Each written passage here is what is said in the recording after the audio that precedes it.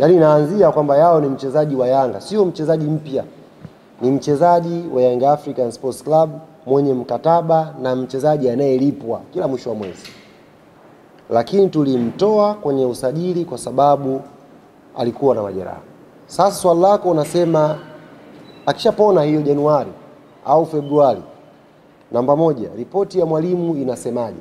Anamhitaji Kwasi Atola Yao au hamuhitaji? Na kama anamhitaji, patakuwa pana watu watatu kwenye eneo hilo. Atakuwepo Yao, atakuwepo Izra, atakuwepo na Kibwana. Je, mwalimu anaona kuna ulazima wa kuongeza mtu wa watatu au atapunguza mtu? Jambo la kwanza, Kwasi Atola Yao, tunachosubiri sasa hivi ni ripoti kutoka kwa fitness coach.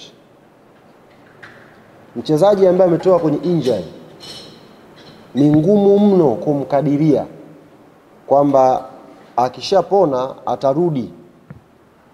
Hakuna doubt kuhusu quality ya Yao. Hamna mwenye doubt hiyo. Sio mimi, sio wewe, sio mtu mwingine yoyote. Even coach Pedro anajua quality ya Yao. Lakini hapa tunazungumza kuhusu mchezaji kutoka kwenye injury kubwa kama ya Yao na kurudi kwenye quality yake ambayo yuko nayo. Sometimes inatokeaga wachezaji wa namna hii wanachukua miezi mingine kwenye pitch kurudi kwenye quality yao. Yaani anapona alafu anahitaji muda wa kucheza sana ndio upate quality yake.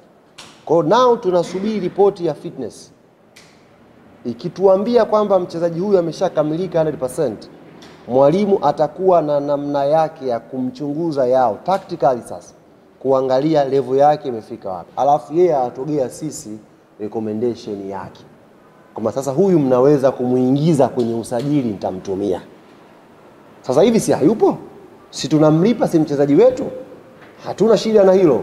Kwa hiyo ikifika January, dirisha linavyoendelea, uongozi utasubiri recommendation ya mwalimu kuhusu Kwasi Atola Yao.